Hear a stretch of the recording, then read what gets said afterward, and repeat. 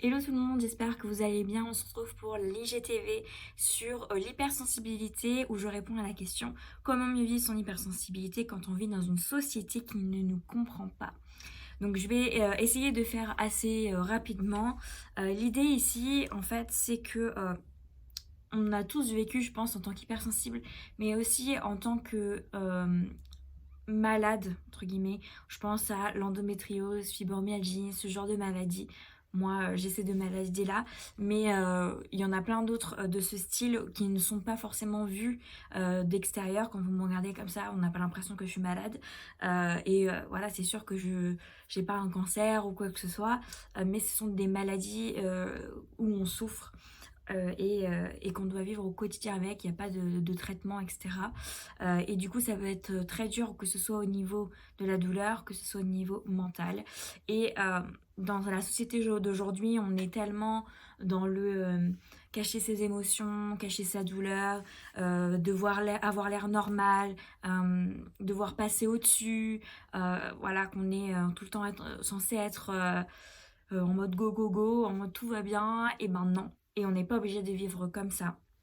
Mais il y a toutes ces personnes qui euh, se permettent de donner un avis, de nous dire de faire ci, de faire ça, de vivre comme ci, ou mais pourquoi tu vis comme ça, pourquoi tu es si sensible, pourquoi t'as qu'à passer au-dessus, des choses comme ça, qui, en fait, c'est facile à dire quand on ne le vit pas, ces personnes-là ne comprendront malheureusement jamais, faut se le dire, même si les personnes, par exemple, moi je pense dans ma famille, par exemple, mon papa n'a pas cette maladie-là, mais aujourd'hui, il a évolué et il a vu avec moi et ma maman qui ont cette maladie que comment on vit au quotidien. Donc forcément, il commence à le comprendre, mais entre guillemets, il ne le vit pas. Et les gens autour de nous ne le vivent pas.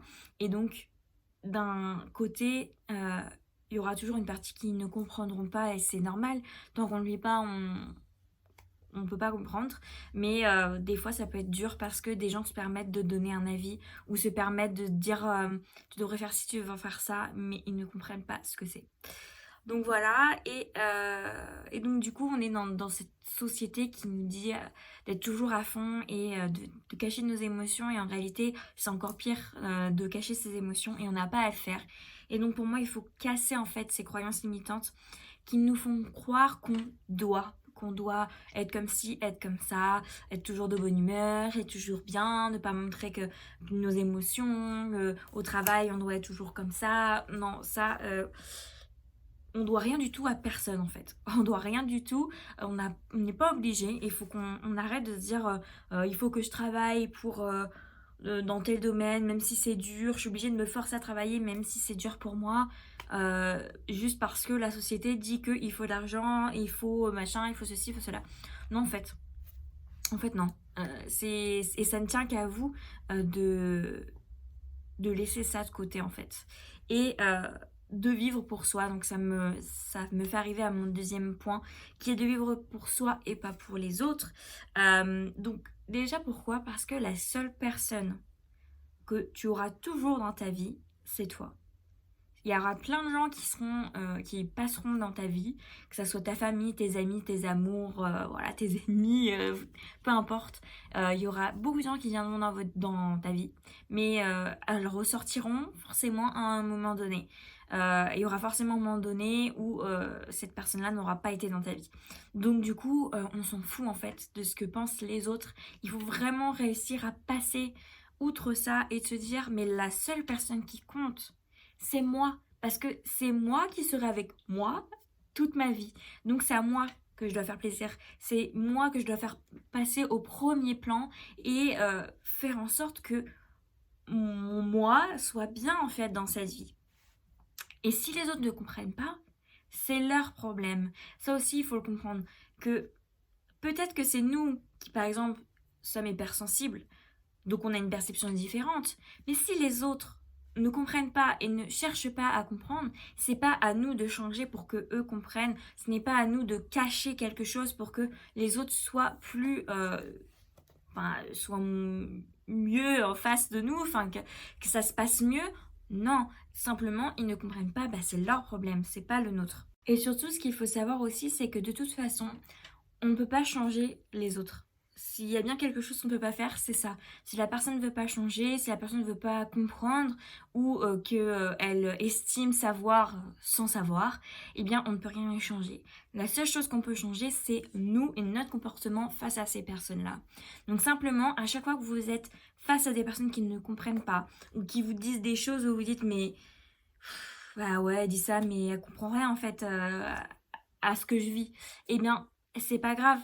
Vous pouvez bien sûr essayer de discuter avec cette personne pour lui expliquer, surtout si cette personne est ouverte à la discussion. Pourquoi pas, ça ce sera pourquoi pas un autre sujet d'IGTV. D'ailleurs, si vous voulez qu'on parle un petit peu de comment parler à ses proches ou aux personnes de son hypersensibilité, pourquoi pas, je le ferai avec plaisir.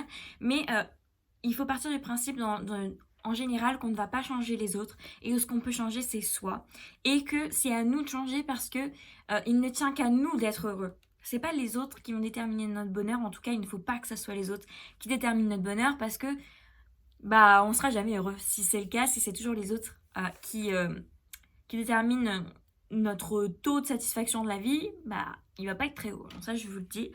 Donc il faut passer son temps à se mettre en premier. Parce que si on passe son temps à faire plaisir aux autres, et ben on passe à côté de notre vie, tout simplement. Parce que ce qui est important, c'est ce qui nous fait plaisir, ce qui nous rend bien. Et ça me fait arriver d'ailleurs à mon dernier point, qui est de vivre selon son mode de vie.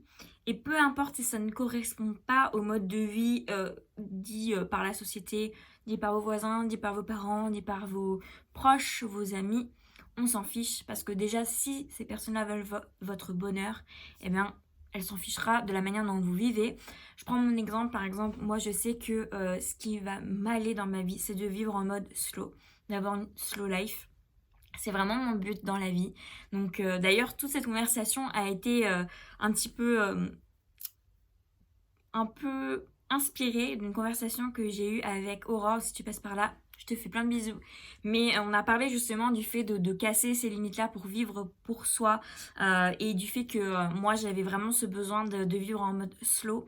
Par exemple comme pendant le confinement, de vivre de manière tranquille, moi j'ai envie de vivre à la mer, j'ai envie de pouvoir faire du vélo, enfin voilà, de vivre à mon rythme et pas faire des heures de bureau du style 9h-17h.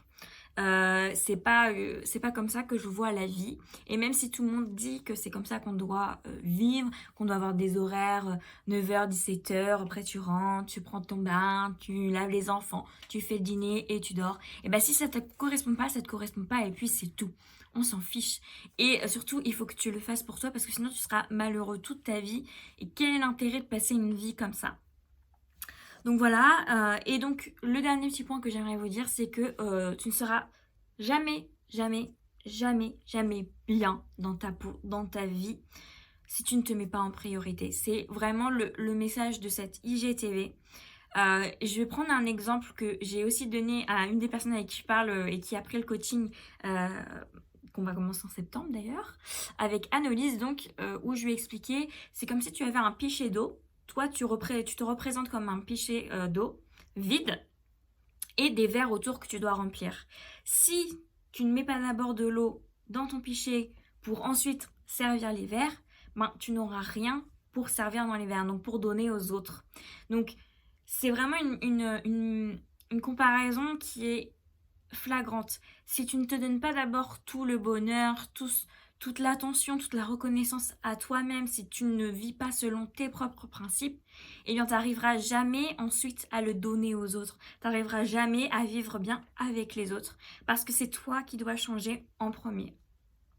Donc voilà vraiment ce que je voulais vous dire, c'est qu'il faut vivre pour soi et que la meilleure façon de vivre son hypersensibilité dans la société d'aujourd'hui, eh bien tout simplement, c'est de se faire confiance à soi et de vivre pour soi et pas pour les autres. J'espère que ça vous a aidé, n'hésitez pas à me poser des questions et puis on se revoit bientôt pour une nouvelle IGTV. Je vous fais plein de bisous, ciao ciao.